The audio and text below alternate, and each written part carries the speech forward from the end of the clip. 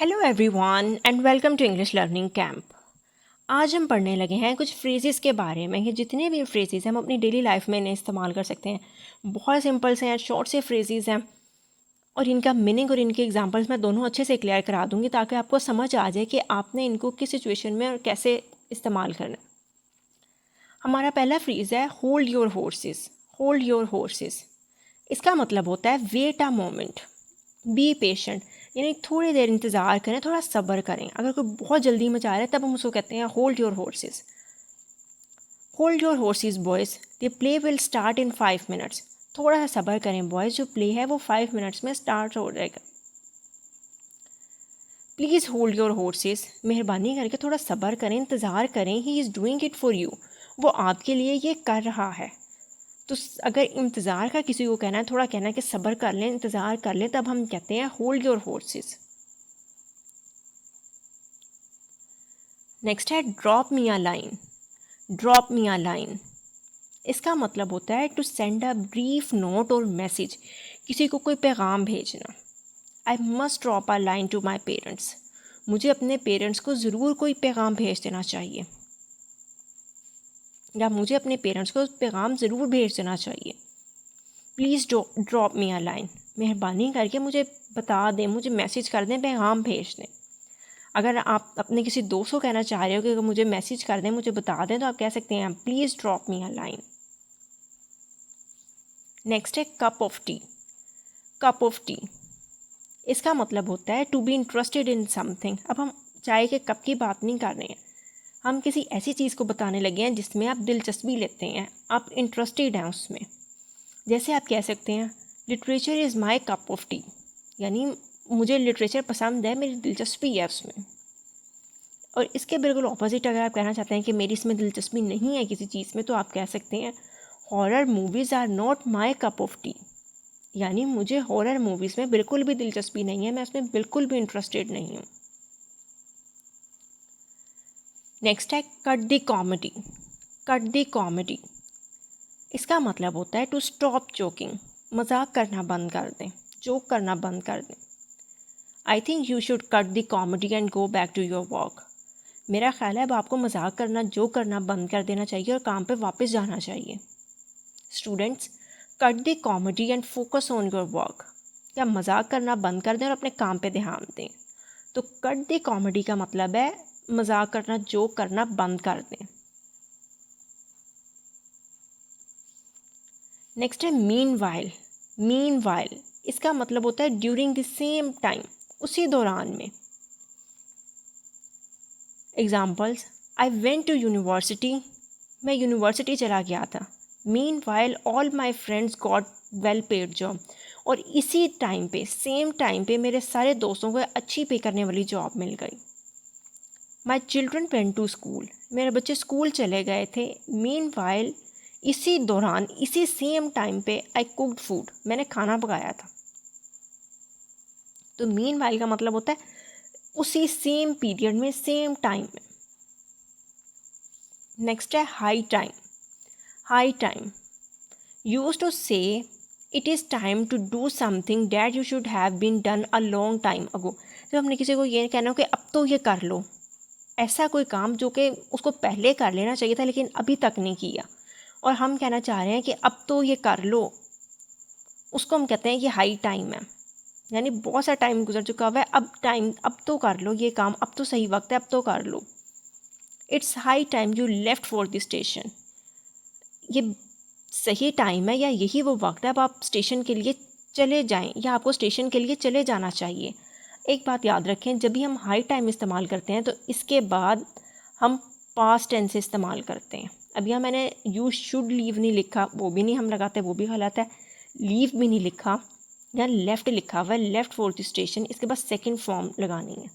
It's high time he started his business, यानी यही तो सही वक्त है, उसे अब अपना बिजनेस शुरू कर लेना चाहिए। बहुत टाइम पहले उसे शुरू कर लेना चाहिए था, उसने अभी तक नहीं किया, अब तो उसे कर लेना चाहिए। तो यहाँ पे भी हमने स्टार्टेड लिखा है, हाई टाइम के बाद सेकेंड फॉर्म ऑफ वर्ब आती है।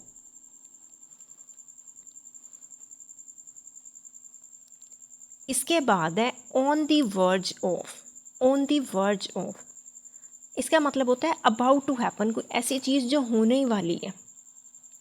The country was on the verge of war, country जो थी मतलब बिल्कुल किनारे पर खड़ी थी कि जंग हो जाए, मतलब वहाँ पे कंट्री में वॉर होने ही वाली थी। The child was on the verge of tears, मतलब आंसू दे के बच्चे के आंसू बहने ही लगे थे, बिल्कुल अबाउट टू हैपन थे कि उसके टीयर्स यानी आंसू बहना शुरू हो जाए। तो ऑन दी वर्ड इस्तेमाल किया जाता है जब कोई चीज़ बिल्कुल होने ही वाली हो। नेक्स्ट है ins and outs. Ins and outs, the detail and complicated facts about something, किसी भी चीज़ की डिटेल, उसके कॉम्प्लिकेटेड का मतलब होता है पेचीदा फैक्ट्स के बारे में जानना। He knows the ins and outs of economics, यानी उसे इकनॉमिक्स की डिटेल भी पता है, उसके जितने भी कॉम्प्लिकेटेड फैक्ट्स हैं उसको वो सारे पता हैं। I know all ins and outs of this affair, मुझे इस मामले की सारी डिटेल और सारे पेचीदा मामलात का या फैक्ट्स का पता है। तो इन्स एंड आउट्स का मतलब होता है कि डिटेल से पता होना, उसके जो भी कॉम्प्लिकेटेड या मुश्किल फैक्ट्स हैं उन सब के बारे में पता होना, जानना। नेक्स्ट है break a leg. Break a leg, break a leg का मतलब होता है जब हम किसी को विश करते हैं गुड लक, उसके लिए इस्तेमाल किया जाता है। You have an important test tomorrow, break a leg यानी गुड लक। अगर हम वैसे भी किसी को कहते हैं ब्रेक आ लेग तो इसका मतलब होता है हम उसको विश कर रहे हैं गुड लक। नेक्स्ट है out of order. Out of order, ये किसी ऐसी चीज़ के लिए इस्तेमाल किया जाता है जो कि प्रॉपर काम नहीं कर रही है, नॉट वर्किंग प्रॉपरली, या कोई मशीन ख़राब हो गई हुई है, तब हम आउट ऑफ ऑर्डर इस्तेमाल करते हैं। My mobile is out of order, मेरा मोबाइल ठीक से काम नहीं कर रहा। The ATM machine is out of order, ATM machine properly काम नहीं कर रही है। तो अगर कोई मशीन ख़राब है, वो ठीक से काम नहीं कर रही है, तो इसका मतलब है वो आउट ऑफ ऑर्डर है। इसके बाद है down to earth. Down to earth, ये किसी ऐसे इंसान के बारे में कहा जाता है जो बहुत प्रैक्टिकल होता है, रीज़नेबल होता है, फ्रेंडली होता है और बिल्कुल साफ मामलात में डायरेक्ट डील करता है, जिसकी पर्सनैलिटी को बहुत ज़्यादा पसंद किया जाता है। He is a down to earth kind of person, यानी वो प्रैक्टिकल किस्म का, रीज़नेबल सा लेकिन फ्रेंडली सा इंसान है। The entire team likes him because he is down to earth and honest with them, सारी जो टीम है वो उसे बहुत पसंद करती है क्योंकि वो बहुत डाउन टू अर्थ है, प्रैक्टिकल है, रीज़नेबल है, फ्रेंडली है और डायरेक्ट है अपनी डीलिंग में, और ईमानदार है वो उनके साथ। तो डाउन टू अर्थ का मतलब है ऐसी पर्सनैलिटी जिसको बहुत पसंद किया जाता है और जो पॉजिटिव वे में इस्तेमाल किया जाता है। इसके बाद है ईजियर सेड दैन डन, यानी जब हम कहते हैं ना कहना बहुत आसान है, करना बहुत मुश्किल है, इसका ये मतलब होता है something that is difficult to do, कोई ऐसी चीज़ जिसे करना बहुत मुश्किल होता है, डिफ़िकल्ट होता है, लेकिन कहना वो बहुत आसान है। She told him not to worry but that's easier said than done, उसने उसे कहा कि वो परेशान ना हो, लेकिन कि कहना आसान है, करना मुश्किल है। Finding the perfect job was easier said than done, कोई परफेक्ट जॉब ढूंढना कहना आसान था, करना बहुत मुश्किल। नेक्स्ट है मेक एंड्स मीट, इसका मतलब होता है to earn enough money to provide for basic needs, यानी इतनी रकम कमा लेना कि आप अपनी जो बेसिक नीड्स हैं उसको पूरा कर सकते हैं। It is difficult to make both ends meet these days, आजकल अपनी ज़रूरत पूरी करने के लिए इनफ रकम कमाना बहुत मुश्किल है, यानी आजकल बहुत मुश्किल है कि हम इतनी भी रकम कमा सकें कि हम अपनी जायज़ ज़रूरतें पूरी कर सकें। टू मेक एंड्स मीट, अपनी बेसिक ज़रूरतों को पूरा करने के लिए he had to work part time, उसे पार्ट टाइम भी काम करना पड़ा था, यानी इतनी रकम कमाने के लिए कि वो अपनी जायज़ बेसिक बुनियादी ज़रूरतों को पूरा कर सके, उसे पार्ट टाइम काम करना पड़ा था। इसके बाद है beat around the bush. Beat around the bush, इसका मतलब होता है to talk about unimportant things, किसी गैर ज़रूरी बातों के चीज़ों के बारे में बात करना। Stop beating around the Bush, please फजूल बात करना, अनइम्पॉर्टेंट चीज़ों के बारे में बात करना बंद कर दें। I like Sam because he never beats around the bush, मुझे सैम पसंद है क्योंकि वो कभी भी अनइम्पॉर्टेंट चीज़ों के बारे में बात नहीं करता। इन a nutshell, in a nutshell इसका मतलब होता है जब हम कहते हैं मुख्तसरन, सारी बात ये है कि ऐसे था, briefly. In a nutshell this was a lie, briefly बात यह है, मुख्तसरन बात यह है कि ये बिल्कुल सारा झूठ था।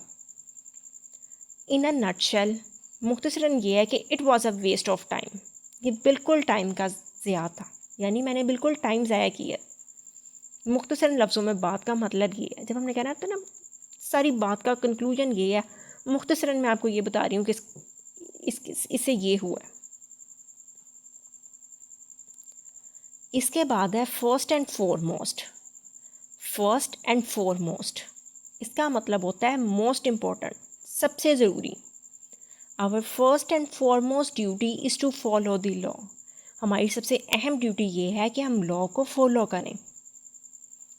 Our loyalty lies first and foremost with our family, क्या हमारी जो लॉयल्टी है, जो वफ़ादारी है, वो सबसे पहले हमारी फैमिली के साथ है, या हमारी लॉयल्टी का सबसे पहले हमारी फैमिली के साथ होना बहुत ज़रूरी है। इसके बाद है take it for granted. Take it for granted, to never think about something because you believe it will always be available or stay exactly the same.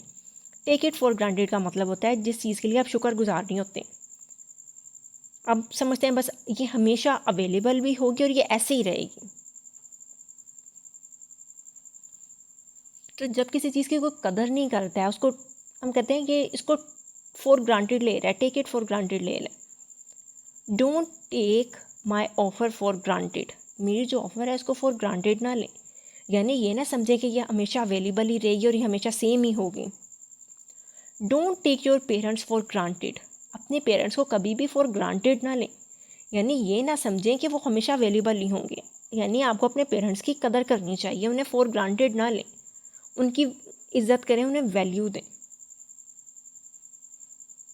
I hope आपको इन सारे फ्रेजेस की अच्छे से समझ आ गई होगी। वीडियो पसंद आई हो तो please like, share and subscribe. Thank you.